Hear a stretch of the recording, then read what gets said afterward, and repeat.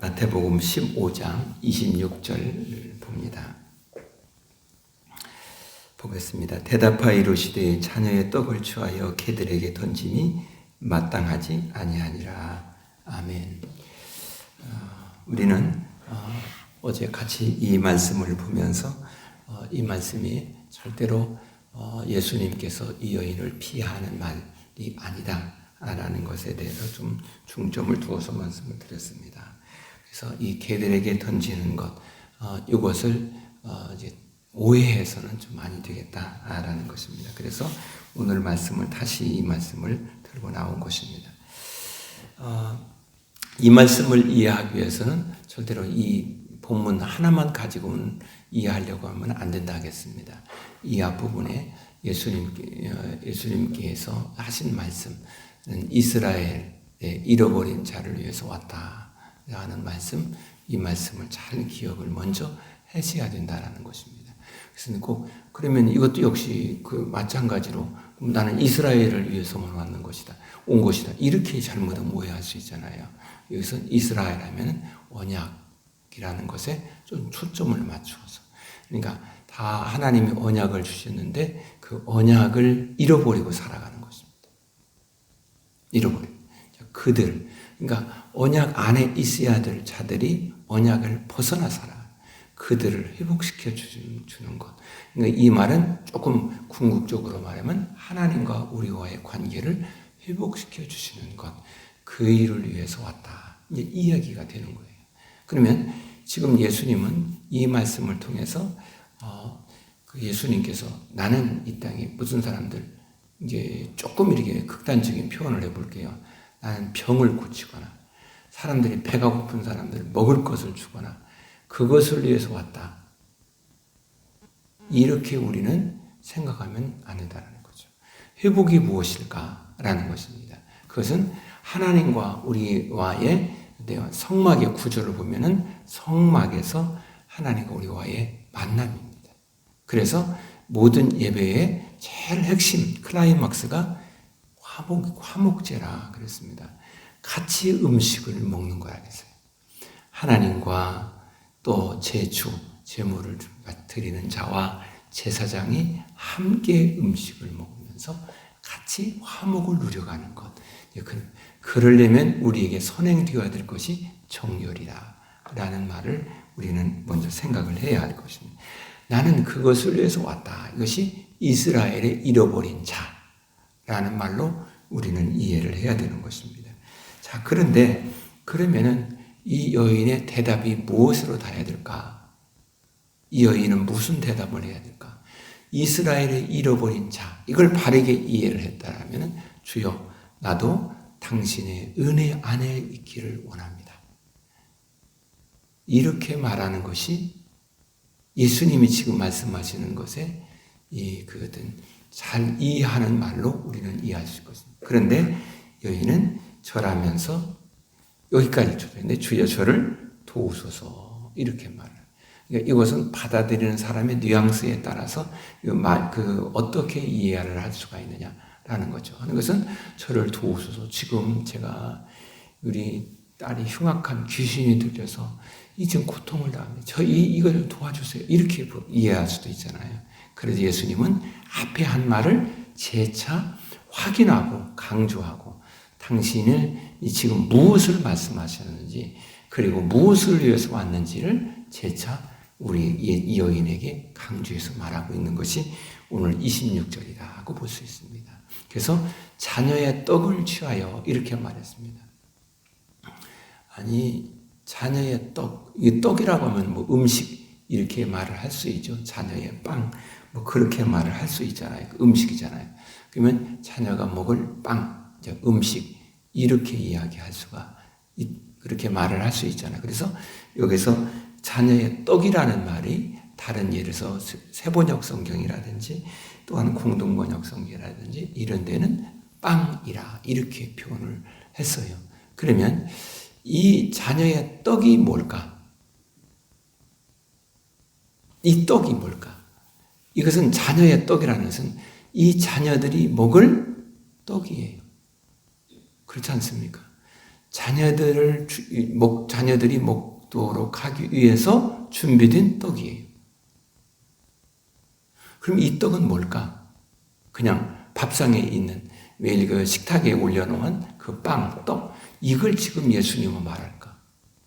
아니, 우리들도 그러잖아요. 이제 여기에서 이 개는 집에서 기르는 반려견, 그런 개념이 이 용어라고 했잖아요. 아니, 여러분도 그렇잖아요. 이렇게 어때요? 그냥 먹다가 음식이 있으면 한 조각 주면서 먹어라. 그렇게 해도 하지 않나요? 일반적으로.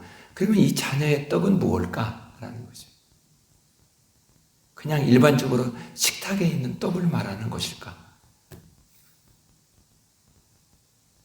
그렇다면 예수님이 이렇게 말할 이유는 없었을 거예요. 왜? 그건 너무나 잘 알기 때문에. 여기서 말하는 이 떡은 우리는 이렇게 생각해 보십시다. 성막에 있는 진설병 떡이라고 생각하십니다. 왜? 예수님이 진설병 떡이시니까. 그래서 예수님이 우리에게 신령한 음식이 되시는 거예요. 생명의 떡이 되시는 거예요. 그래서 요한복음에도 이렇게 말해요. 나는 생명의 떡이다. 이 말로. 그러면 이걸 어때요? 아무렇게나 아무에게나 이렇게 할 수는 없지 않느냐. 이런 말로 우리는 좀 생각해 보자라는 것입니다. 그러면 이 여인은 와서 경배하고 뭐하고 다 했습니다. 하는데 지금 예수를 향하여서 주 다윗의 자손이여 라고 말을 했습니다. 그러면 이 다윗의 자손이라고 말할 때 이것은 이 여인은 이방인입니다. 그러면 다윗의 자손이라고 하는 그 말이 자칫 잘못하면은 이 여인에게는 해당되는 말이 될까? 왜? 다윗은 유태인이잖아요. 지금 예수님은 그걸 종합을 해서 자녀의 떡이라는 말로 표현해서 여인에게 딱 던지는 거죠. 그러니까 이 말을 우리 이렇게도 생각할 수 있어요. 너는 지금 나에게 다윗의 자손이라고, 나는 그러면 이스라엘 사람을 위해서 왔다. 이렇게도 생각할 수 있지 않느냐. 그러면 너는 이방인이다. 그런데 네가 나에게 이런 말하는 것은 이게 앞뒤가 안 맞는 것이 아니냐. 이건 제가 지금 억지 해석입니다. 풀어서요. 그렇게도 생각을 할 수도 있지 않느냐라는 거죠. 진설병 떡은 먹을 수는 있으나 아무나 먹을 수 있는 것은 아니잖아요. 그렇지 않습니까?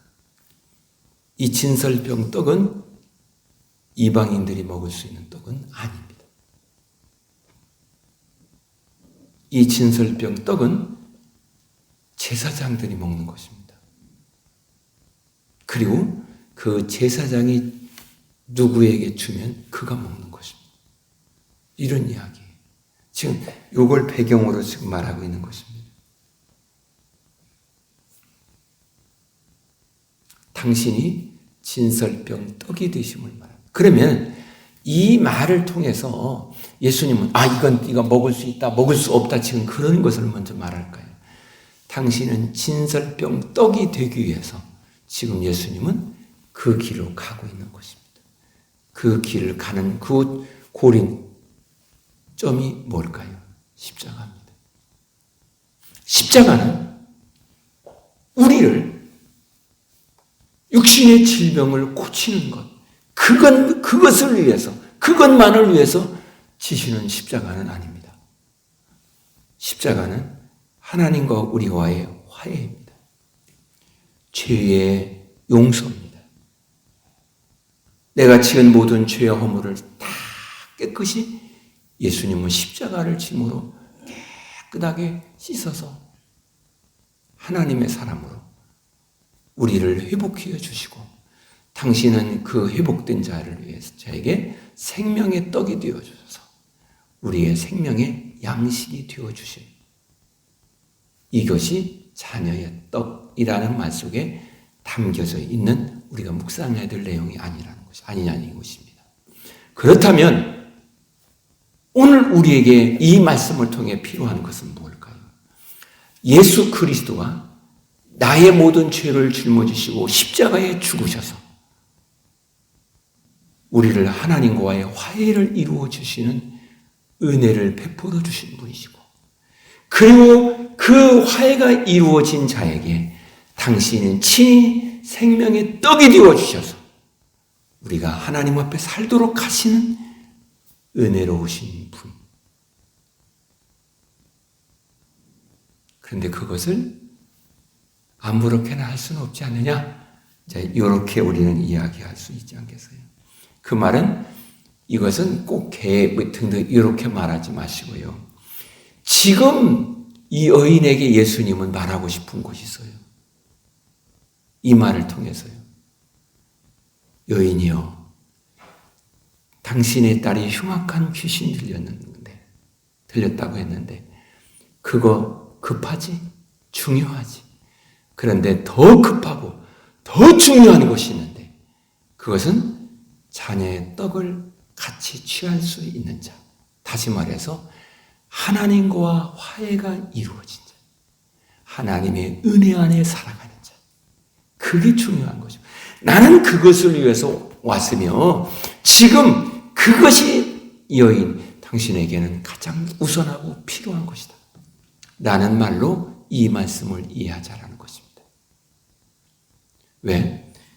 이 여인은 이 말을 하고 바로 이어서 이 말을 들었을 때 바로 이어서 뒤에 이렇게 말하죠. 주여 옳소이다. 그 옳습니다. 그런데 개들도 주인의 상에서 떨어지는 부스러기를 모르. 여기서 강조되는 것은 은혜입니다. 은혜. 나도 그 은혜를 지금 그 얘기하는 거 아니겠습니까? 이 여인도.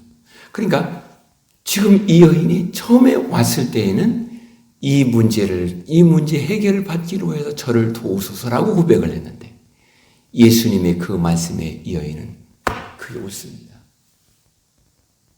나도 이 집에서 기르는 개들도 주인의 상에서 떨어지는 그 은혜를 입고 살아갑니다. 나도 역시 당신의 은혜로 살아가는 사람입니다. 나도 역시 이제 당신의 은혜를 잊기를 원합니다. 그 말이에요. 그 은혜가 무엇일까요? 예를 들어서 돈 없는 사람에게 돈을 주는 것 은혜. 그렇죠? 그 은혜의 가장 정점이 무엇입니까? 구원입니다. 영생을 얻는 것입니다. 여인이 그 고백을 하는 것입니다. 지금. 그러자 예수님이 그 뒤에 믿음이 크도다라고 말하는 것입니다. 오늘 우리는 이 새벽에 하늘 주님 앞에 간절히 기도하면서 우리가 이 고백이 있어야 될 줄로 믿습니다. 주님, 나는 어떠한 상황, 어떠한 형편이라도 당신의 은혜 안에 살아갈 사람입니다. 당신의 은혜가 없이 이래서 내가 천만금에 누린다 한들, 당신의 은혜가 없이 내가 모든 것이 건강하다고 한들, 그것이 내게 무슨 얼마나 큰 복이 되겠나이까. 주님, 내 인생의 내 모든 내 삶의 내 발걸음에 가장 첫 번째 우선은 당신의 은혜 가운데 살아가는 것입니다. 내 삶의 가장 행복은, 가장 큰 기쁨은 내가 당신의 은혜를 입은 것입니다. 그 은혜는 예수 그리스도께서 십자가에 피 흘려 죽으심으로 우리를 죄에서 해방해 구원하여서 하나님의 자녀로 삼으셔서 하나님과 화해가 이루어진 것입니다. 이것이 은혜입니다. 우리가 그 은혜를 입었다라는 사실이 내 생에, 내 삶에 내가 오늘 하나님을 예배하는 가장 중요한 첫 번째 이유고, 오늘 내가 견디는 첫 번째 이유고, 오늘 내가 헌신하며 땀 흘리는 첫 번째 이유고, 내가 저들에게 말을 하는 첫 번째 이유고, 내 마음에 천국이 이루어지고 감격스러워서 오늘도 그 길을 가려고 하는 하나님의 사람으로 신앙 고백의 첫 단추가 여기인 줄로 믿습니다. 이것이 무너지면은 다른 것은 아니라고. 우리는 이 신앙을, 우리의 믿음을 한번 다시 점검하면서 그 은혜에 젖어진 신앙 고백이 오늘 이 새벽에 주님 앞에 있기를 축복합니다. 기도하겠습니다. 하나님,